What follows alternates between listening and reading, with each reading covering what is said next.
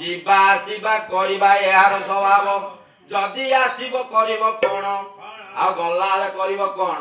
ଦୁଇ ପଦ କଥା। ତେଣୁ ଯିବାକୁ ଆସିଛି ବୋଲି ନାମଟି ଯେତେବେଳେ ଜୀବଟି ହୋଇଛି ଆଜ୍ଞା ସିଏ କରିଛି କଣ ନା ପୁଣି ପୁନର୍ବାର ଯିବ ବୋଲି ଗତି କରୁଛି।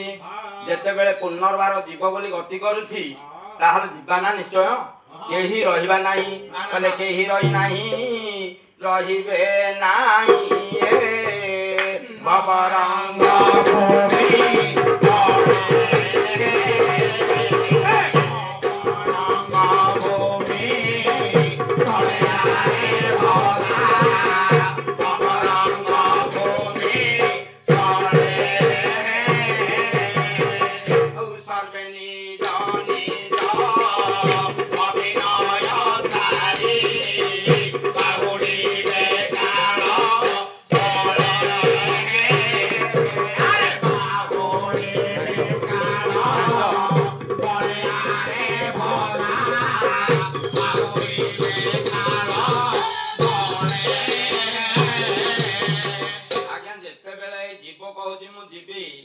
ଦିନେ ନା ଦିନେ ଅଭିନୟ କରିକି କିଛିଟା ଯିବାକୁ ପଡିବ।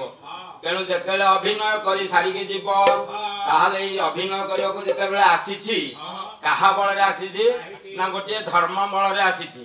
ତାହେଲେ ଏଇ ଯୋଉ ଧର୍ମ ବଳରେ ଜୀବଟି ଆସିଛି ଏ ଧର୍ମଟି କଣ? କହିଲା ଧର୍ମ ସିନା ଏକା ମହତ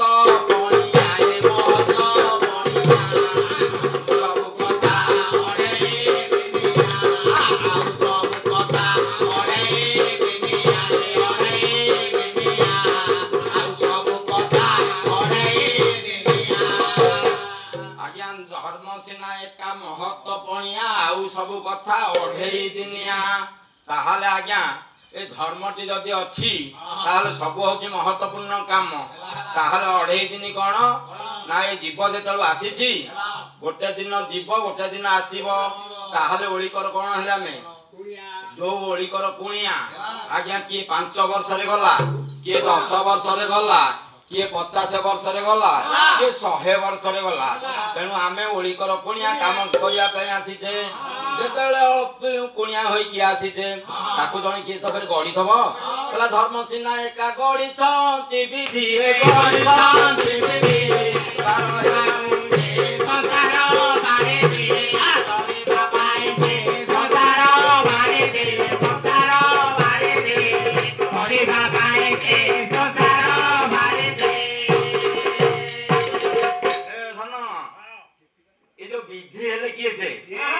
सृष्टिकर्ता ब्रह्मा सृष्टि करके आमको ये संसार को आनिले।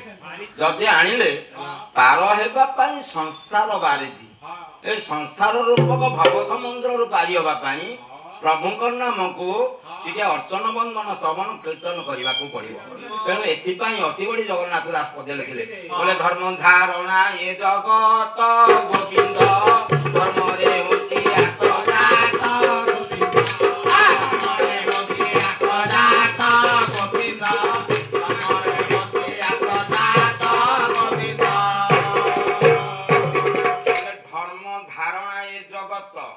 धर्म रे होंती आत्मजात आज्ञा धर्म अच्छी बोली आज आम खाली नाम संकीर्तन करुचे महाप्रभु सानिध्य लाभ करने। तेणु महाप्रभु सानिध्य लाभ करने कली काल पाप ताप विनाश करने आम नाम संकीर्तन टी आयोजन करें।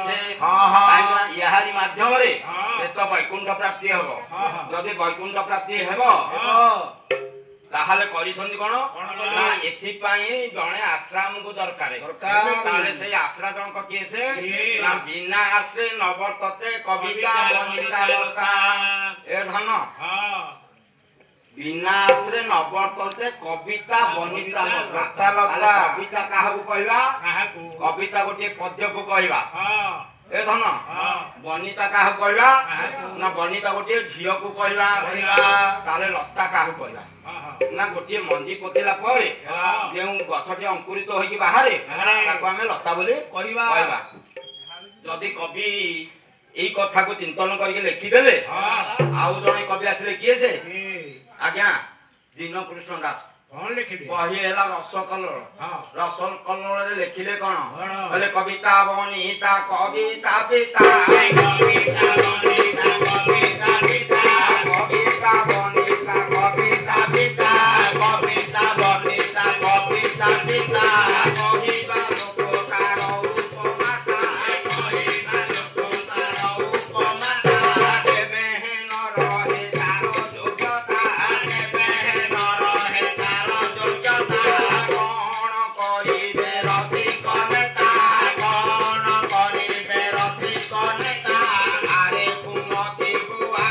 କୁମତି କୁହାର କୁମତି କୁହାର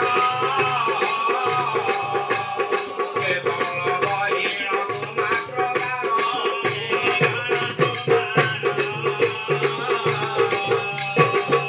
ଏ ଧନ କହିଲେ କବିତା ବନିତା କବିତା ପିତା କବି ଯିଏ ଗୀତଟିକୁ ଲେଖିଲା ସିଏ ହେଲା ତାର ବାପା ଯିଏ ପ୍ରଚାରଟି କଲା ସିଏ ହେଲା ତାର ମା ତାହେଲେ ଯଦି ବାପ ମା ଏଇ ଦୁଜଣ ହେଲେ କହିଲେ କହିବା ଲୋକ ତାର ଉପମାତା କେବେ ହେ ନ ରହେ ତାର ଯୋଗ୍ୟତା ଯଦି କବି କଲମ କରିକି ଲେଖି ଦେଇକି ଘର ଭିତରେ ଥୋଇଦେଲେ ତାକୁ ଯଦି ପ୍ରଚାର କଲା ନାହିଁ ତାର ଯୋଗ୍ୟତା ବୋଲି ମୂଲ୍ୟହୀନ ଗୋଟେ ଜିନିଷ କିଛି ରହିଲା ନାହିଁ ତେଣୁ କଣ କରିବେ ରସିକ ନେତା ଏ ଗୁଣି ଗୁଣ ବିଶାରଦ ମୋର ଲକ୍ଷ୍ୟ ଦିଅନ୍ତୁ ଆମ୍ଭେମାନେ ହେଲେ ତାଙ୍କର ବାପ ମା କବିତା ଟିକେ ପ୍ରଚାର କରିବା ପାଇଁ ଆମର ବିଧେୟ ଅଟେ ଯଦି ଅହଂଭାବ ରଖି ମନ ମଧ୍ୟରେ ଗୀତ ଟିକେ ପ୍ରକାଶ କରାଗଲା ନାହିଁ ତାହେଲେ ତାର କିଛି ମୂଲ୍ୟ ନାହିଁ ତେଣୁ ଜଣେ କବି ଆଜ୍ଞା ଆଣିବା କବି ଆସିଲେ କିଏ ସେ ନା ଆଜ୍ଞା ହେଲେ ଆହ୍ଲାଦ ଗାୟକ ଜଣେ